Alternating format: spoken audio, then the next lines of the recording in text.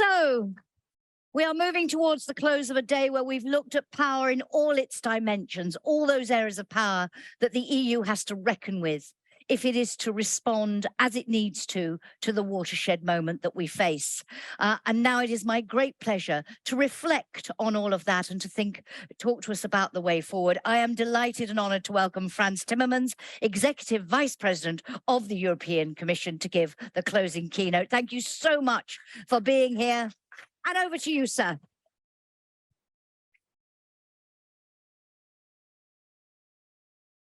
Good afternoon, everyone, and I'm sure most of you are exhausted by now and probably not really looking forward to a long-winded speech from me, but I'm on the graveyard shift and I'll try and make the best of it. I have to tell you that when I came in, I saw Herman van Rompuy sitting outside, very intensively watching his iPad because Belgium is playing against Croatia right now. So as a football fan, I will forgive him for not being here right now. But as a friend, I want to say something to you about Herman. What very few people in this room will know is that he and I went to the same primary school, not in the same years. You know, I might look older, but he's older than I am. Not in the same years, but with the same background. It was a small boys' school at the time, right outside of the city of Brussels, but very rural. St. Stephen's Woluwe, you might have heard of it. And that's where our vision of the world was formed initially. And I recognize much of how I was formed in how Herman has operated. And the second thing I want to tell you about this wonderful, wonderful man is that I remember that I was Europe Minister. He was Prime Minister of Belgium. We had the usual Benelux meetings before the European Councils, and three Prime Ministers, all three Christian Democrats, and I was there as Europe Minister, a socialist. And this was right before the decisions on the top jobs in the next commission, which would be the second Barroso Commission. And of the three Christian Democratic prime ministers, two of them were sure they would become the next president of the European Council. And in fact, the third guy who hadn't said anything became the president of the European Council. Really, really interesting dynamics at the time. But I'm not here to speak about that. But I do want to recognize the important contribution of Herman to the European construction. He got a job that was completely new. He understood perfectly well what his role was, which is to build bridges between very diverging views in the European Council, to offer solutions to prime ministers who sometimes couldn't find them themselves. And he excelled at that. And of course, if you're Belgian and if you were formed in Belgian society and certainly in Belgian politics, the art of the impossible is something you learn at a very early age. Finding compromises when nobody else can see them is the noble art of Belgian politics. And he was extremely well versed in that. And I think we all owe him a big debt of gratitude. And I would like you to just, even if he isn't here, let him know that by applauding right now so that he can hear it outside.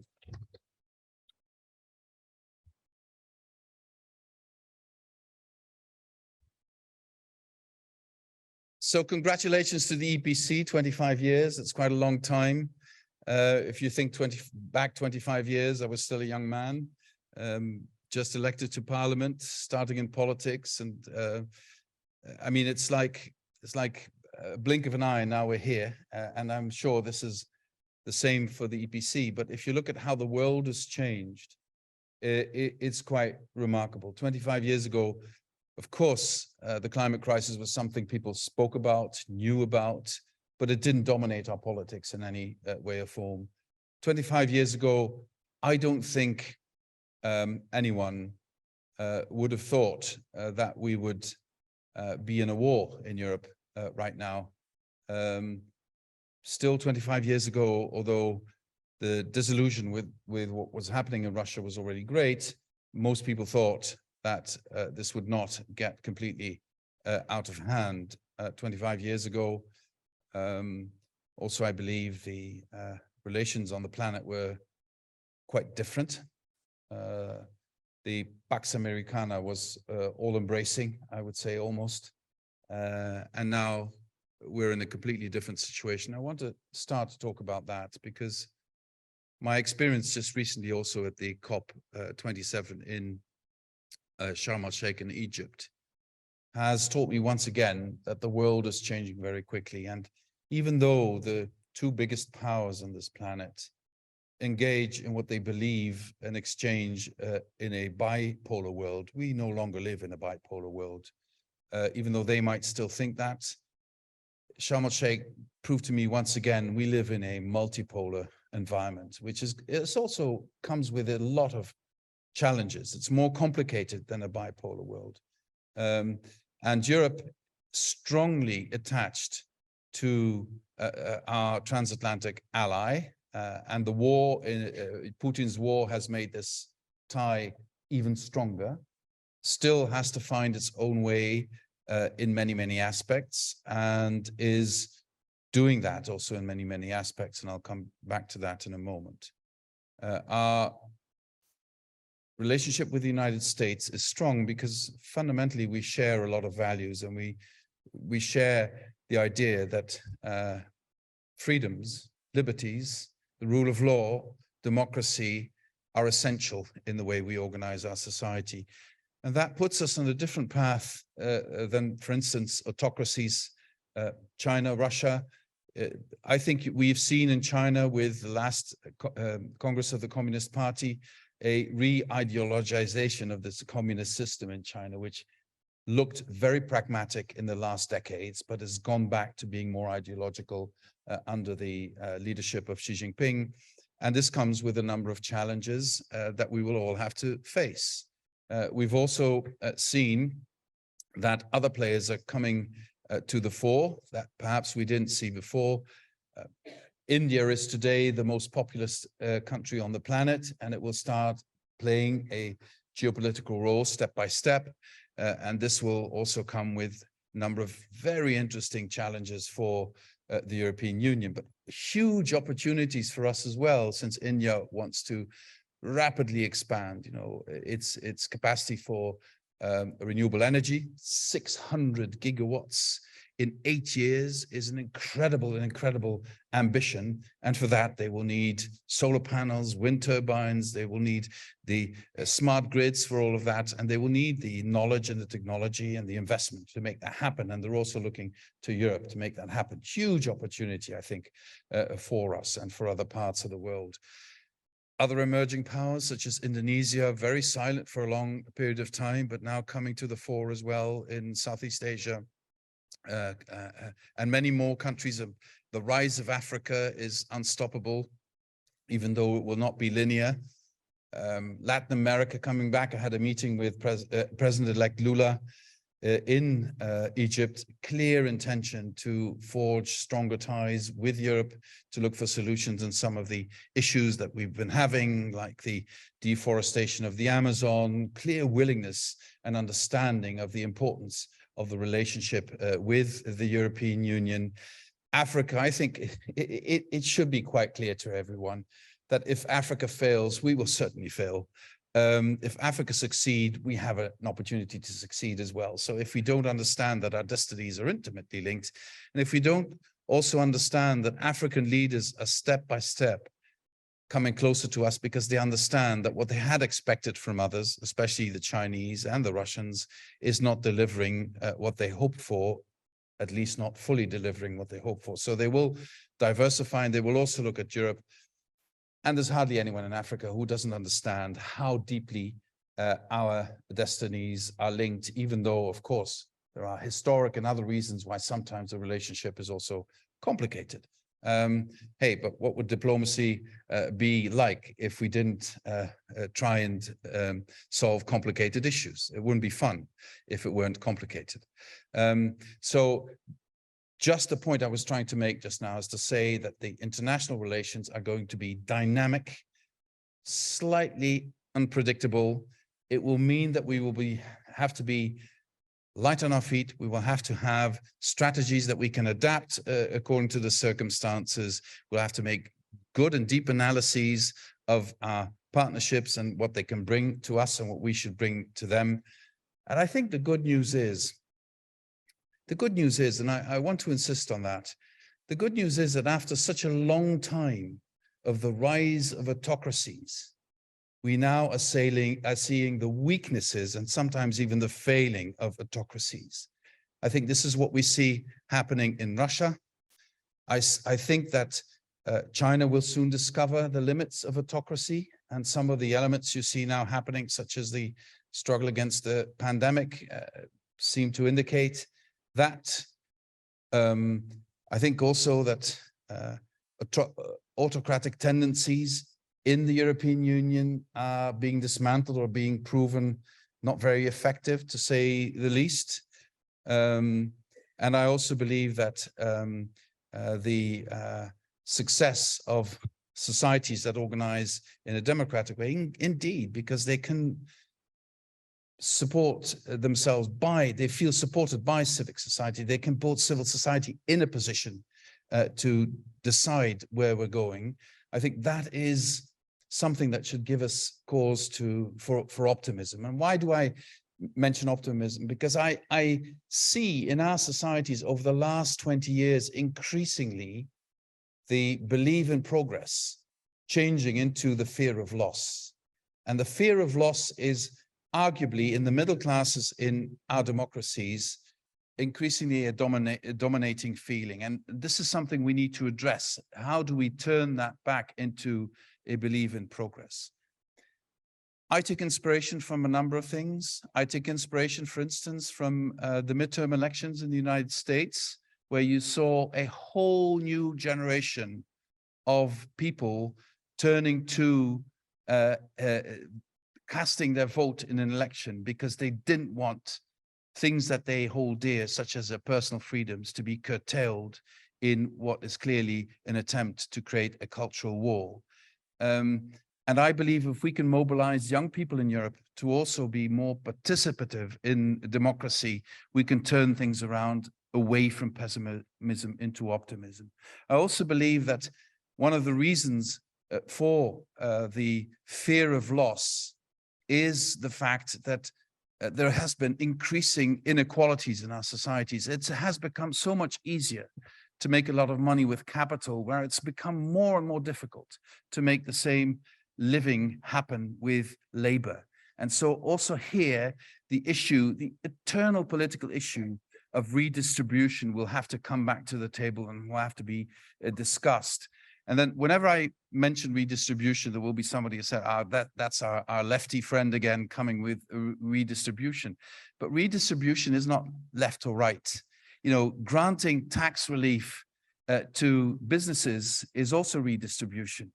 Allowing businesses not to be taxed is an extreme form of redistribution. And this extreme form of redistribution, I think, is one of the drivers of discontent in our society and of loss of faith in society as an instrument to cater to the collective interest rather than to the interest of individuals. If you have a situation where in a company people are forced, their arms are twisted so they don't unionize. They have to work hours that are incredible. They don't get to have bathroom breaks, etc. And at the same time, the person who owns that company thinks it's a great idea to go have tourism in outer space. I think there's something really, really wrong in how this relationship has developed, and this will need correcting at a global level and also at regional level. Individual member states can no longer act on this. Collectively, we can. I think the first step forward would be to agree on a minimum level of corporate tax and then work from there. I don't understand how we can accept that global corporations who can be footloose, who can move around as quickly as they want, are not taxed, whereas the grocer here on the street or the baker are taxed and have to pay tax. That's unacceptable. That's an element of injustice that creates this feeling of pessimism in our society. The agenda for Europe is quite clear. We need to create the scale that will allow us to shape our futures. I think the European Green Deal is one of those efforts at scale to show the way forward to deal with the other issue of redistribution, which is how do we organize ourselves in such a way that we can live within planetary means and still grow? That's arguably one of the biggest challenges humanity has ever faced. We are now confronted with a situation that our means are finite. We're also confronted with a situation that already with a 1.2 degrees Celsius increase of temperature as compared to pre-industrial levels, we are confronted with the terrible flooding in Pakistan, with droughts, with locust infestations in Eastern Africa, with completely unpredictable weather patterns, with hurricane seasons stretching over 9 to 10 months, et cetera, et cetera, et cetera. And this is with 1.2 degrees. If we let things continue such as they are, and we would reach 3-4 degrees temperature increase, large parts of the planet would become completely inhabitable. We would have food shortages as never seen before. Our children would literally wage war over water and food. We cannot allow that to happen. And it's going to be terribly hard to prevent this. But it's not impossible. It can be done. And the European Green Deal is showing the way forward how we can do that. We need to change the way we move around, to change the way we live, to change the way we produce, to change the way we work. And it can be done. That's what the Green Deal shows. And I have to say that after this war began, some of our plans had to be changed. After this war began, we could no longer depend on Russian fossil fuels, especially natural gas. We had to reduce our dependency very quickly. In months, we went from 40% of gas in Europe to under 10% coming from Russia. But of course, you can't then immediately wean yourselves of that without creating huge shortages. So we had to look for alternatives. And some of the alternatives were very dirty, dirtier than gas, such as coal. But to then still maintain our targets, we came up with a plan, which means that we have to save energy.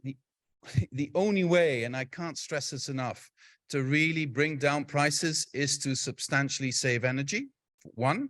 Second, we have to speed up our transition to renewable energy.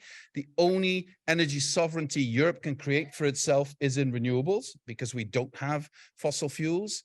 And thirdly, we will need to diversify our energy resourcing in a way that would allow natural gas to keep this role of a transitional energy carrier, moving into other gases with other densities that could be green, such as hydrogen and ammonia. It was interesting to see that for clear reasons, during the preparation of the COP and at the beginning of the COP, the narrative was from the outside world, Europe has given up on the Green Deal, now the war, so Europe is dashing for gas, is digging up coal, so the Green Deal is dead. And I could demonstrate quite clearly that we maintained our goals, that through the legislation we had agreed with the European Parliament and the Council, we even overshot our goals with a couple of percentage points, and that this is the way forward as we see it. And it had a positive effect on the dialogue. The second element we could do in Sharm el-Sheikh was to provide a solution for the eternal ask of the Global South to do something about loss and damage. And the proposal we made is to say we will create a fund which targets the most vulnerable and which doesn't let the major emitters off the hook to be part of the contribution to that. And I think this will also contribute to improving the relationship between Europe and the Global South. Now, at the end of the day, it will all depend on whether we will get public support for all that we're doing. For now, we're okay. But if we continue to neglect, or if we would neglect, which we don't, but if we continue not to act fast enough on the simple fact that for too many people in Europe, the fear not to make the end of the month is bigger than the fear to see the end of humanity, If we don't address that issue, we will no longer have the support of the majority to do what we need to do. So if we want this transition to work, it has to be a just transition. We have to prove to Europeans that, yes, it's going to ask a lot of all of us, but we will leave no one behind, and the burden will be distributed in a way that everybody can carry it, and that we can manifestly see that those who are able to carry more burden will carry more burden, and those who aren't able to carry the burden will be helped to avoid that burden. I think this is, of course, an eternal question in politics, the sense to create a society where people see that solidarity is the basis. And of course, solidarity means different things to different people on the basis of where they are politically. But at the end of the day, wherever you are politically, nobody wants to leave people behind in a society, because then you no longer have a society. So I wanted to end on this. For me, the most important question Europe needs to answer in this very complicated, multidimensional, multipolar global environment is, how do we organize a transition to where we need to be that can be supported by the vast majority of the population, because we can demonstrate that in the short term, the steps we take are consistent with our long-term goals, but at the same time don't leave anybody behind. And for that, social market economy needs to be partly and sometimes quite fundamentally redesigned. It can be done. We have the tools, we have the technologies. I mean, one thing I'm really excited about is how fast technologies are developing these days. And I get examples of that almost on a daily basis, and it really, really is exciting. So we have the tools, we have the technology. I would argue we have the means financially. And if we don't find them now, we should organize ourselves so that we can collectively organize them. The only thing we need is the political will to do it. And then I'm sure we will get Europeans to follow this lead, to see the advantages for themselves, because at the end of the day, do we live for ourselves, or do we live for others as well, like our children and grandchildren? What is life if not lived also for others? Thank you. Thank you very much indeed, sir. Thank you so much. And you talked, thank you for ending us on such an uplifting note. You talked about moving from pessimism to optimism. And you were also talking about Herman Van Rompuy at the beginning. And just to say, this very much resonates with a book that was published yesterday, conversations between Herman and Fabian and Yanis about precisely that. How do we turn fear into hope? You've given us some great inspiration, and thank you for such positivity at the end of a long and challenging day. Thank you very much, sir.